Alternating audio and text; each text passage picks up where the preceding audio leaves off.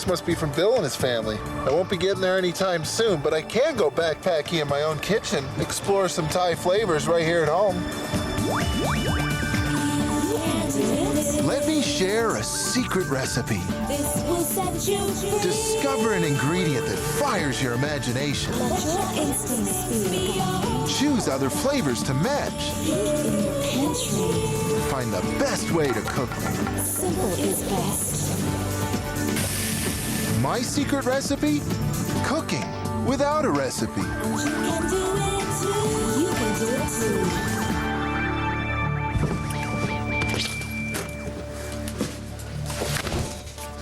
too. I love experimenting with the flavors of the world, and this postcard from Thailand's definitely got me thinking about Thai flavors. Don't let unfamiliar ingredients from other cultures intimidate you. It's just cooking. You grab a pot, throw it on the stove, add some meat, it's dinner. It's also a chance to go down a new road in your own kitchen and see what you can create without a recipe. Today I'm going down a Thai road, and I'm definitely going to let my ingredients be my guide.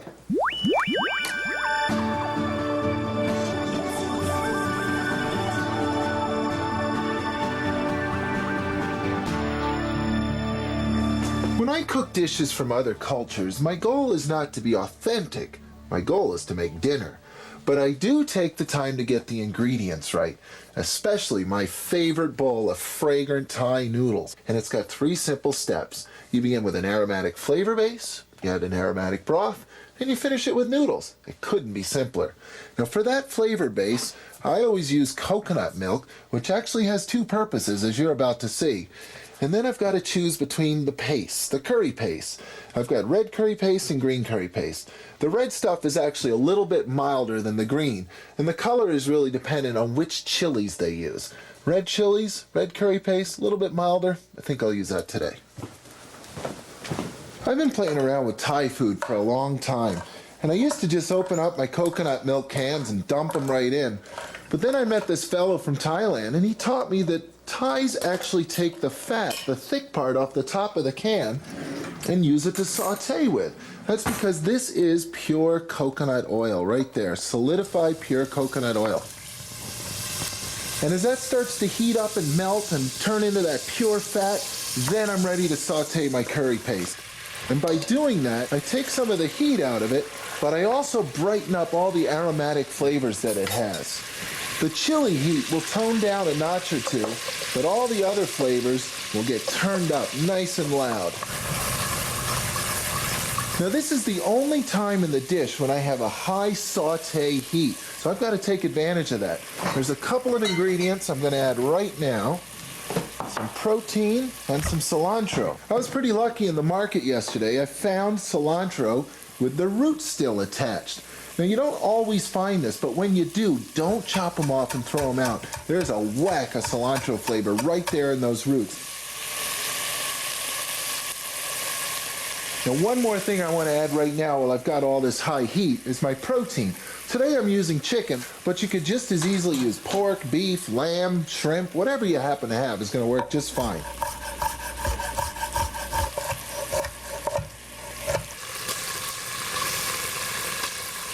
Simply saute that for a while.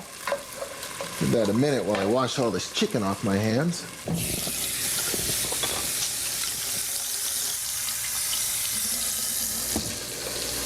All right, it's starting to sizzle in here. Careful you don't breathe in the vapors of the curry paste, or you'll be hacking your dinner all over your clothes. And all those ginger aromas that I'm smelling right now got me thinking, I've got an idea for a quick snack. I'm gonna need a lime. The riper the better. Here's a good one. Gonna need some club soda and some frozen ginger. Oh, and some corn syrup.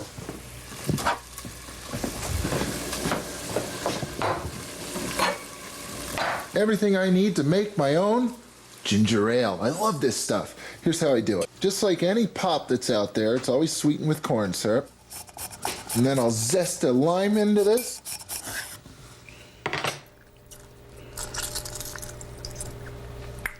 Now, frozen ginger.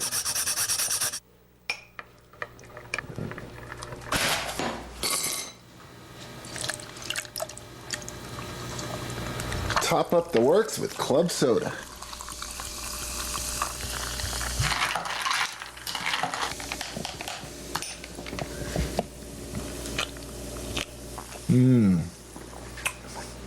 Oh man, I love that. This is shaping up nicely. Step one's all set, the aromatic flavor base. Coming up next, the aromatic broth.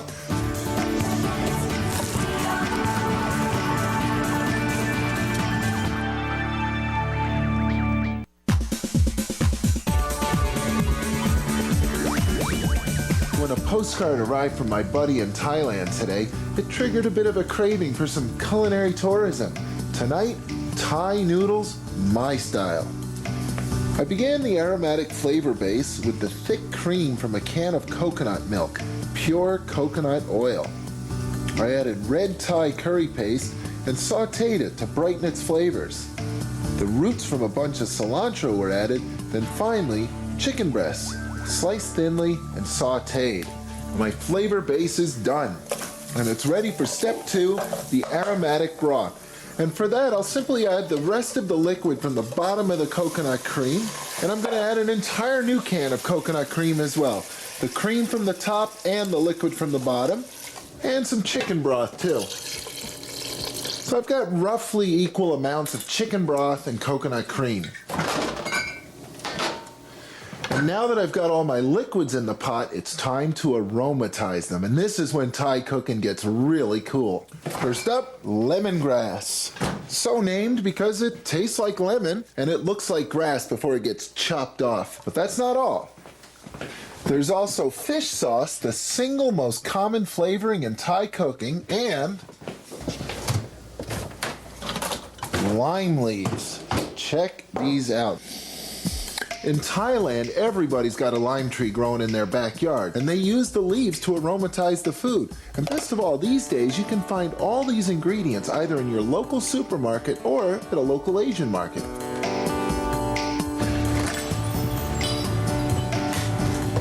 Every time I come here, I feel like a kid in a candy store. Hey, I know the unfamiliar always seems exotic. That's just human nature. But don't let that stop you from trying out some of the amazing flavors at your local Asian market. Thai fish sauce, Nam Pla. Believe it or not, it's made by fermenting whole fish in brine barrels left out in the sun. As you can imagine, it tastes pretty strongly. But so do Western condiments. It's a seasoning, and it tastes awesome when it's diluted, and it's essential for true Thai flavor.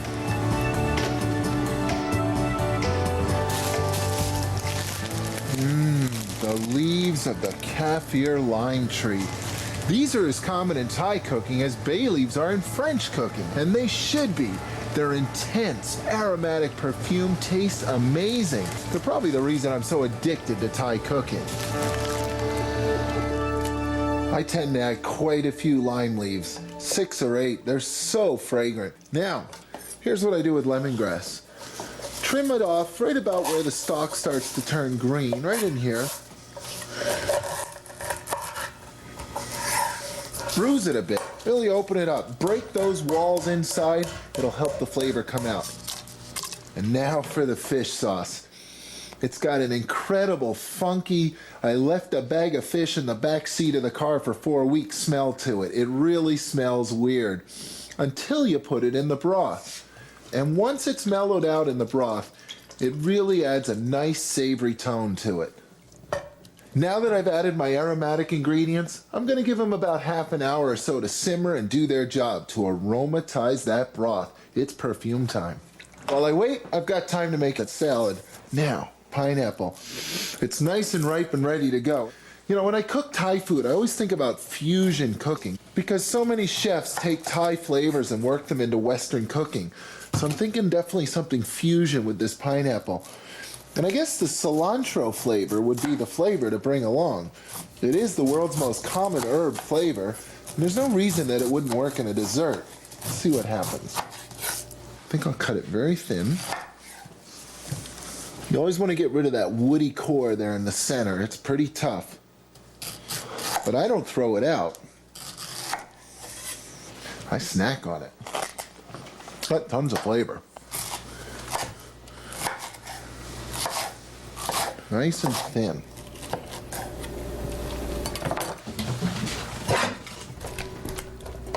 Now, rather than just chop cilantro up and toss it into the pineapple, I've got a better idea. I'm going to use some sugar to chop it up.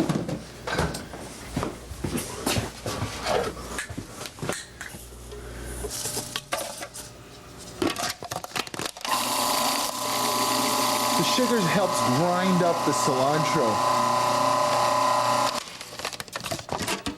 And here's a good place to add one of those lime leaves as well.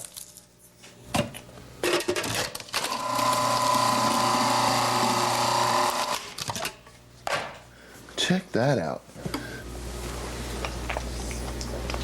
Beautiful. Yeah, it totally works. It's ready to toss on pineapple. Nothing to it. This is going to be cool. What else? Coconut. Toasted coconut. There it is. Now all I got to do is mix this together, and I got a Thai-inspired fusion pineapple cilantro coconut salad.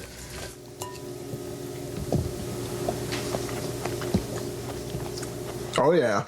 Oh yeah. We have a winner. Now, I still have to come up with some vegetables, Thai-inspired of course, and I want to show you how to make my famous spicy peanut sauce too.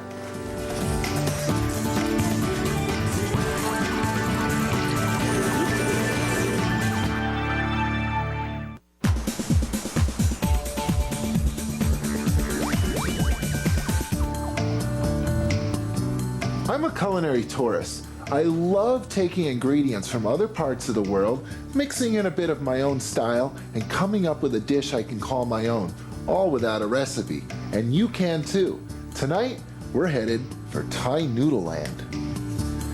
First stop, the aromatic flavor base. The pure coconut oil from a can of coconut milk, mixed with the bright flavors of red Thai curry paste and cilantro root. Then finally, chicken breasts, sliced thinly and sautéed.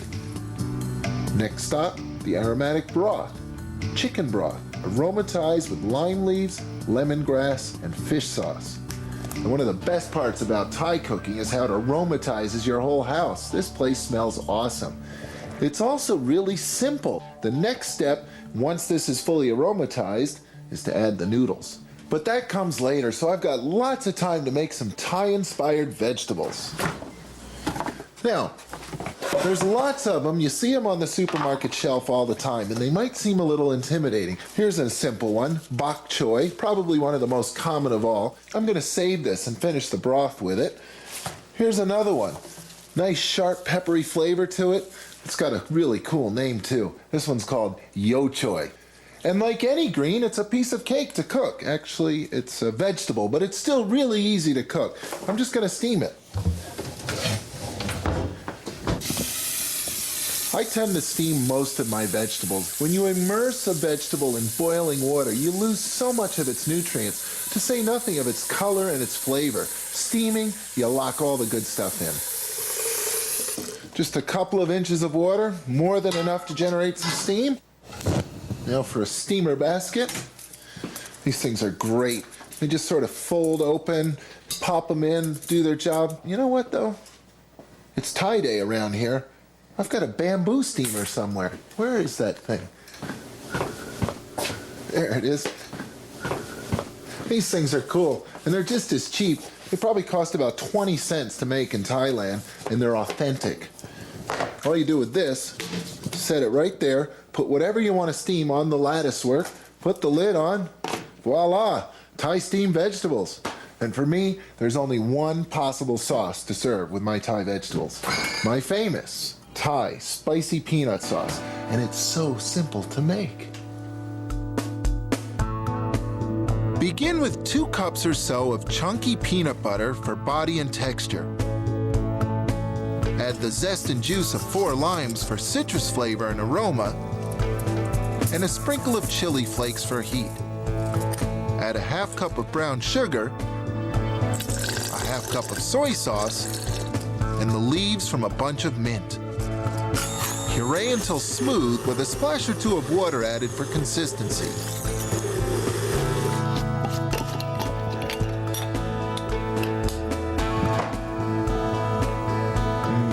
Oh, I love this sauce. I love it because it's balanced. It's hot. It's got chili flakes. It's sour, the lime. It's sweet, the brown sugar. It's salty, the soy sauce. And that's the key to Thai food. That's why Thai food has become so popular in recent years. It's exciting. It's got character. It's anything but a bowl of bland old mashed potatoes. That sauce is going to rock on top of those steamed greens. I'll just pour it right over top. And you could use this sauce with virtually anything in your refrigerator. Grill a chicken breast. Dump some Thai peanut sauce on it. You'll love it. Sweet, sour, salty, hot. I got to make something else with those flavors. Time for a cucumber salad. A simple cucumber, the key to one of Thai food's simplest but tastiest dishes. And all I need is something hot, sour, salty, and sweet. Okay, let's see. Rice wine vinegar. There's my sour. I'll use regular salt. I'll use sugar. And for something hot, I've got a classic Thai chili sauce. There it is. Hot, sour, salty, sweet. I'm just going to zip this cucumber.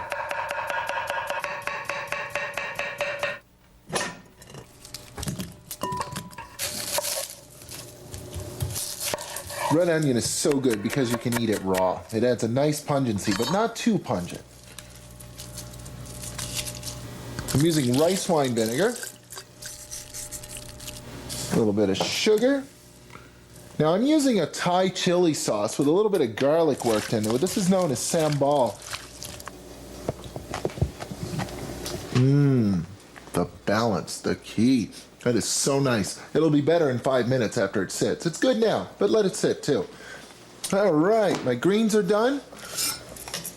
The lemongrass has done its job. See if I can get it all out. And that's why I left it nice and big like this. It's much easier to fish out bigger pieces. Okay. Step 1, the flavor base is done. Step 2, the aromatic broth is done. It's finally time for step 3, the noodles. But not just any noodles. Rice noodles. There they are. These things are so simple to work with. The beautiful thing about this pasta is all you have to do is just drop it right into the sauce. I'm just making sure that it's underneath the broth, and it'll soak it up, it'll soften, it'll be ready to serve in 5 minutes.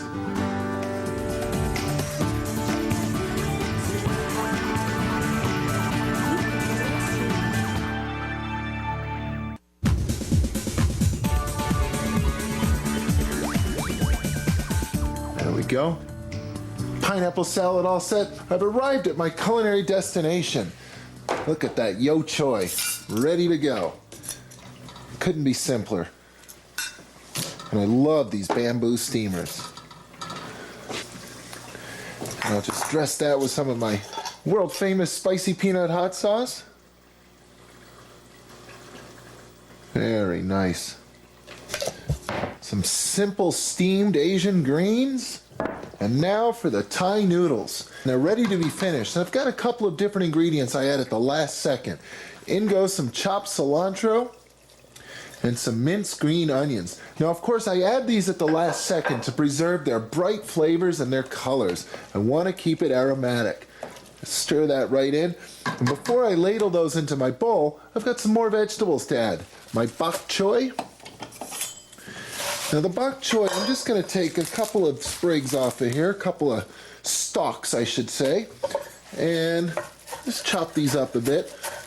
Bok choy has a nice mild crisp flavor to it, so you don't have to cook it. It's perfectly fine to eat it raw. In fact, it's often eaten raw in Southeast Asia, dipped into a variety of things, like that spicy peanut sauce. Spread this out between my 2 bowls, and some bean sprouts. Some more Asian flair. And now it's time for the noodles. Now this is always the toughest part of the dish for me, getting a nice even ladle of these noodles out of here. There we go. Beautiful. And I love taking a hot broth and ladling it over cool, crisp vegetables. It's a wonderful way to eat. Now here comes my favorite part about Thai cooking, the taste.